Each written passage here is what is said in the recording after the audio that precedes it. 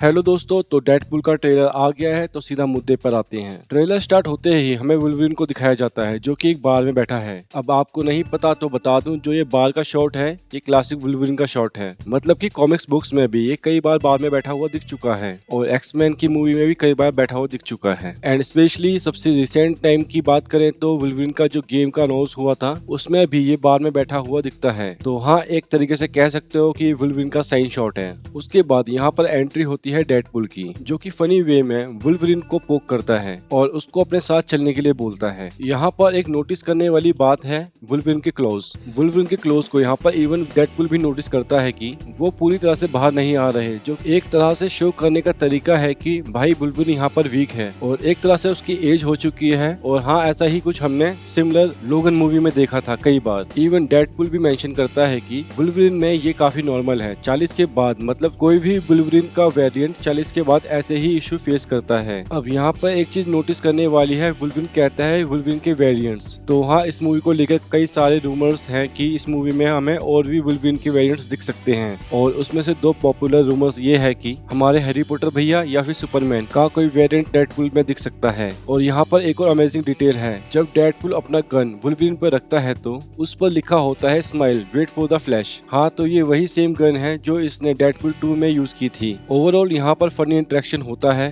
Deadpool और Wolverine के बीच, जिसके बाद हमें वाइड एंगल शॉट मिलता है वॉइड का, जहाँ पर डेडपूल और वुल्वरिन आमने सामने खड़े हैं। इवन यहाँ पर 20th सेंचुरी फॉक्स का लोगो भी गिरा हुआ है, जो कि ऑब्वियसली एक्समैन के पिछले स्टूडियो को रिप्रेजेंट करता है कि कैसे उन्होंने एक्समैन को खरीद लिया था और अब वो प्रून हो चुका है, वर्ल्ड में पड़ा हुआ है। और ये बात भी नोटिस करने लायक है कि वुल्वरिन की कॉस्ट्यूम, क्योंकि काफी लोग बोल रहे थे कि वुल्वरिन की कॉस्ट्यूम फुल स्लीव्स में क्यों कर दिया, ये कॉमिक एक्यूरेट नहीं है। तो हाँ, आपने नोटिस किया होगा, अगर ट्रेलर अच्छे से देखा होगा तो आगे के कुछ शॉट में क्लियर हो जाता है कि वुल्वरिन को प्रॉपर स्लीवलेस वाला लुक मिलने वाला है। तो हाँ, ये जो सूट है ये पूरी तरह से कॉमिक एक्यूरेट हो जाएगा इसी मूवी में। फिर यहाँ पर इन दोनों का इंटरेक्शन होता है और इनकी बातों से पता चलता है कि जो वुल्वरिन है उसका वर्ल्ड पूरी तरह से डिस्ट्रॉय हो चुका है, जो कि डेडपूल मेंशन भी करता है। और ऐसा लगता है कि डेडपूल के वर्ल्ड के साथ भी ऐसा कुछ होने वाला है, इसलिए वो वुल्वरिन के वेरिएंट से हेल्प मांगने की कोशिश कर रहा है। फिर आगे के शॉट में टीवी एजेंट पैराडॉक्स भी ये बात को मेंशन करता है कि इस वुल्वरिन ने अपने पूरे वर्ल्ड को डिस्ट्रॉय कर दिया था।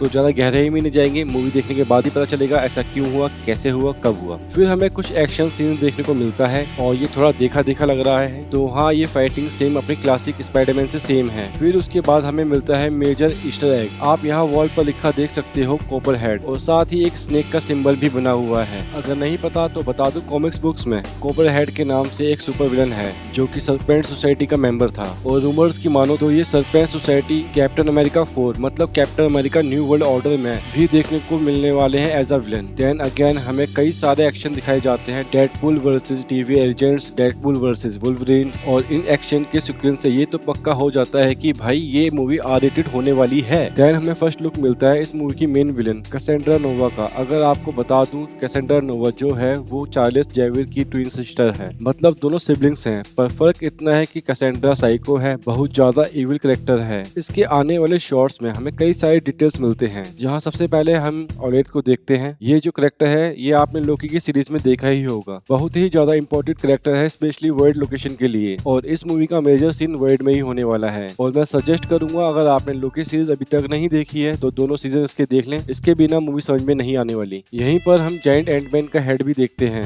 जिसमें से कैसेंड्रा नोवा बाहर निकल रही है। इसके नीचे कई सारे एक्समैन के पुराने विलन्स को भी हम स्पॉट कर सकते हैं। ये है इविल डोर और ये है लेडी डेथ स्ट्राइक। और बाकी इतने अच्छे से नजर नहीं आ रहे हैं क्योंकि ट्रेलर 4K में नहीं आया अभी। नेक्स्ट शॉट में ये कार वाला शॉट मिलता है और ये कार पहले भी देखी है। तो दोस्तों, ये car captain America part 1 movie की है। रेड स्कल इसमें ही घूमता था, बस इसको थोड़ा सा मॉडिफाई किया है। फिर हमें डॉगपूल का कैरेक्टर दिखाया जाता है, इसको कह सकते हो कि एक तरह से डेडपूल का वेरिएंट है। फिर हम कैसेंड्रा वर्सेस वुल्वरिन को देख सकते हैं। आप देख ही सकते हो कैसेंड्रा इजीली वुल्वरिन को ओवर पावर कर चुकी है, क्योंकि इसके पास साइकिंग पावर है जो कि सिमिलर है प्रोफेसर एक्स के पावर से। तो हाँ, ये देखना इंटरेस्टिंग रहेगा कि वुल्वरिन इन सब से कैसे ओवरकम कर पाता है। आगे हम बार बार बहुत सारा एक्शन सीक्वेंस देख सकते हैं, लेकिन हमें एंडिंग में मिलता है बढ़िया शॉट जहां वुल्वरिन और डेडपूल को एक पोर्टल में जाता देख सकते हैं। अगर आप एमसीयू की मूवीज देखते हैं तो पक्का आपने पोर्टल पहचान लिया होगा कि ये स्लैंग रिंग से बनाया हुआ पोर्टल है जो कि मोस्टली डॉक्टर स्ट्रेंज बनाते हैं, विच मींस इस मूवी में डॉक्टर स्ट्रेंज अपीयरेंस हो सकते हैं। साथ ही ये भी चांसेस है कि ये डॉक्टर स्ट्रेंज ना हो, वोंग का कैरेक्टर हो सकता है, क्योंकि वो कैरेक्टर आजकल एमसीयू की हर मूवीज में देखा जाता है। तो हाँ, ये मूवी के आने के बाद पता चल जाएगा, पर अभी के लिए डॉक्टर स्ट्रेंज के ज्यादा चांसेस हैं। एंड द एंड ट्रेलर भी एक फनी नोट के साथ खत्म होता है,